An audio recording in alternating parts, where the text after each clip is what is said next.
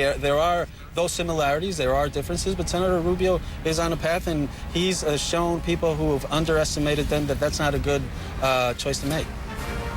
All right, we're going to go ahead and take a look. The president entering the room, and we understand that he has arrived, so let's listen in.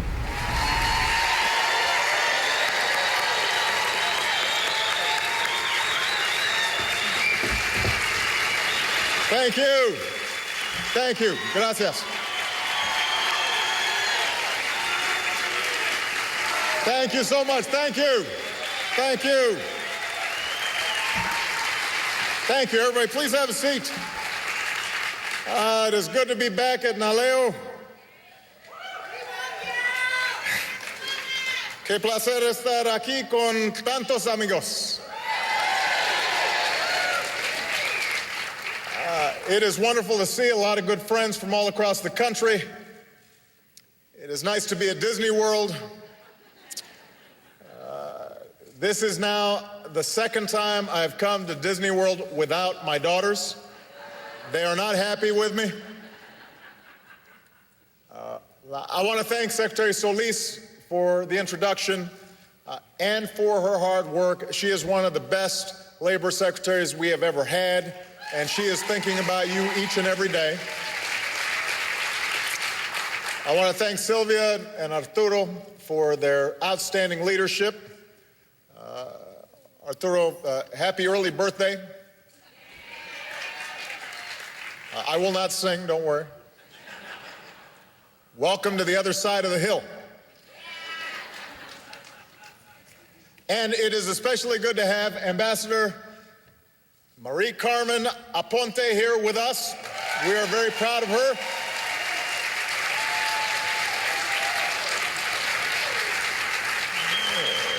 When the Senate refused to confirm Marie, I sent her to El Salvador anyway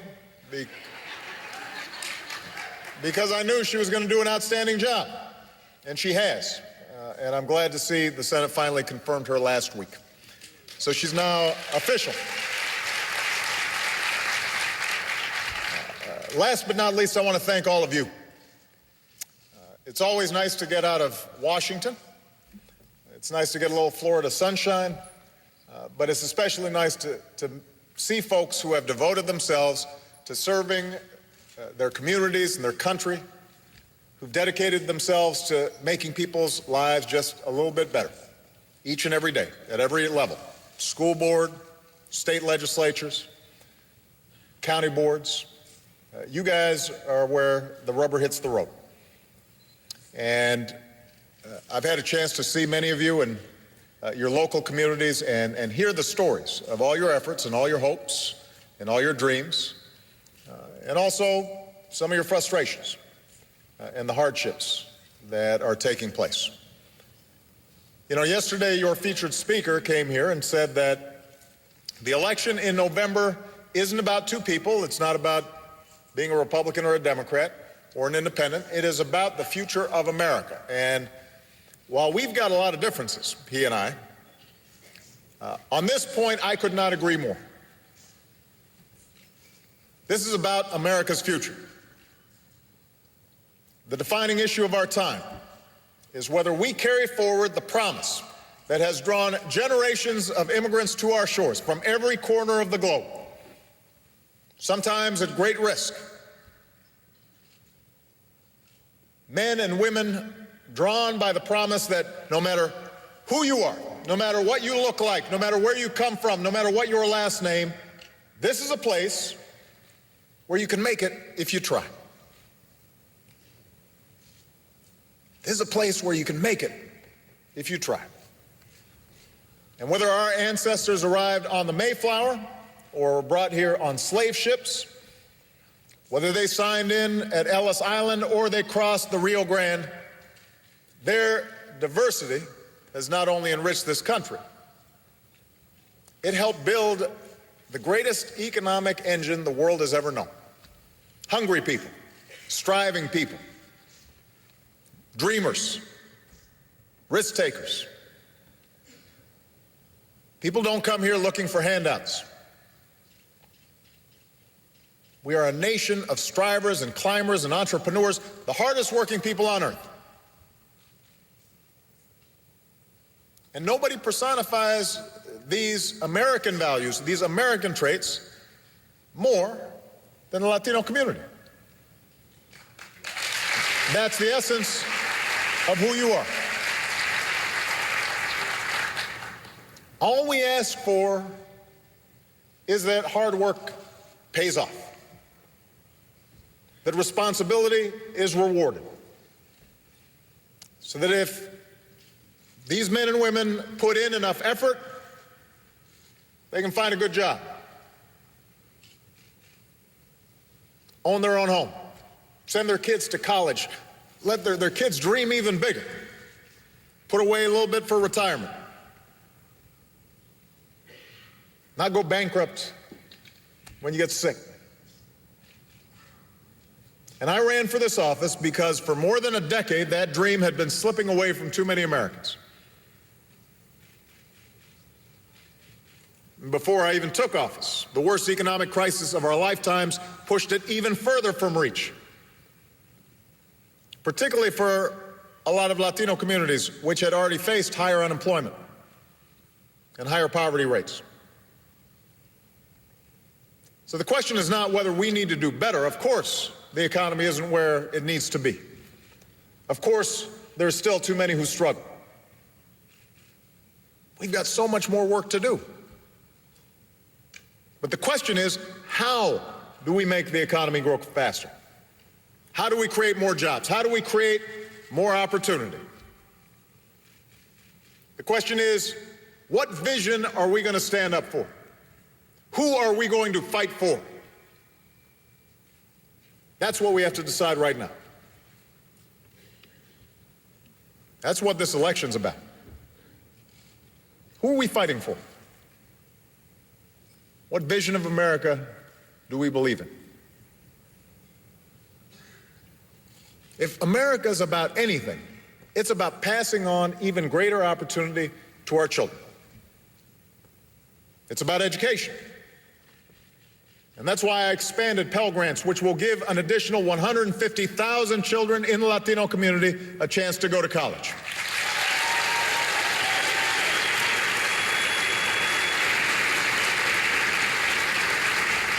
That's why I've invested in our community colleges, which are a gateway to a good job for so many Hispanic Americans, Americans of every stripe. That's why schools in almost every state, some in the toughest neighborhoods around, have answered our challenge to raise their standards for teaching and learning, not by teaching to a test, but by expanding creativity and improving curriculums and focusing more on kids who are hardest to reach, so that we give every child a fighting chance. That's part of the vision of America that we believe in. In this country, we believe that if you want to take a risk on a new idea, you should have the chance to succeed. And you shouldn't have to have wealthy parents in order to be successful. Latino-owned businesses have been the fastest growing small businesses, and we've cut their taxes 18 times. We've expanded new loans and new credit so they can grow and they can hire. That's the vision we believe in. In America, we believe you shouldn't go broke because you get sick. Hard-working people out there, sometimes 2 jobs, 3 jobs, still don't have health insurance.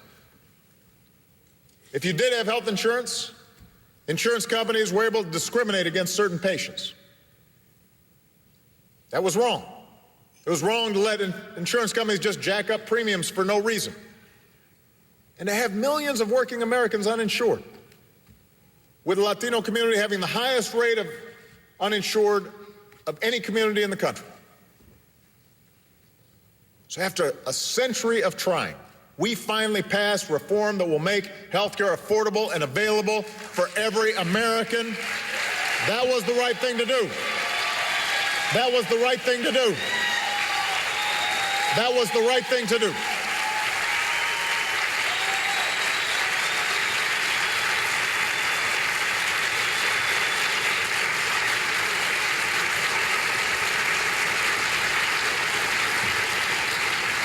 Now, we're not done yet. We've got more to do. We need to put more good teachers in our classrooms. We need to get colleges and universities to bring down the cost of tuition to make it more affordable for more young people. We need to invest in new research and innovation, especially new sources of energy and high-tech manufacturing. We need to put people back to work, rebuilding our roads and our highways and our runways. Construction jobs can have a huge ripple effect in communities all across the country, and nobody knows it better than state and local officials. You know the difference it makes. And with the housing bubble bursting, we've got tens of thousands of construction workers just ready and eager to get to work. We need to give families in hard-hit housing markets like Florida and Nevada the chance to refinance and save $3,000 a year on their mortgage. That's good for those families. It's good for the housing market. It's good for the surrounding community. There's no reason why Congress hasn't already done it. Instead of just talking a big game about job creators, we should give small business owners a tax break for hiring more workers or for paying higher wages. Instead of rewarding companies that ship jobs overseas, we should take that money and use it to cover moving expenses for companies who are bringing jobs back to America.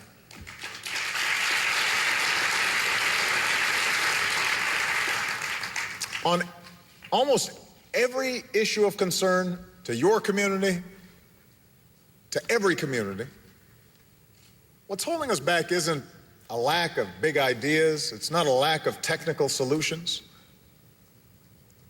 By now, just about every policy and proposal has been laid out on the table. What's holding us back is a stalemate. A stalemate in Washington between two fundamentally different views of which direction we should go. The Republicans who run Congress, the man at the top of their ticket, they don't agree with any of the proposals I just talked about. They believe the best way to grow the economy is from the top down. So they want to roll back regulations and give insurance companies and credit card companies and mortgage lenders even more power to do as they please. They want to spend $5 trillion on new tax cuts, including a 25% tax cut for every millionaire in the country. And they want to pay for it by raising middle-class taxes and gutting middle-class priorities like education and training and health care and medical research. And that's it. That's it. That's their economic plan. When they tell you they can do better, that's their idea of doing better. When they tell you they know how to fix the economy, that's exactly how they plan to do it. And I think they're wrong. I think they're wrong. You know, in this country, prosperity has never come from the top down. It comes from a strong and growing middle class and creating ladders of opportunity for all those who are striving to get into the middle class. It comes from successful, thriving small businesses that over time grow into medium-sized and then large businesses. We don't need more top-down economics. What we need is a better plan for education and training and energy independence, innovation, and infrastructure that can rebuild America. What we need is a tax code that encourages companies to create jobs and manufacturing here in the United States. And yes, asks the wealthiest Americans to help pay down the deficit. That's what's needed. And what's also needed is immigration reform that finally lives up to our heritage as a nation of laws and as a nation of immigrants and continues the American story of renewal and energy and dynamism that's made us who we are.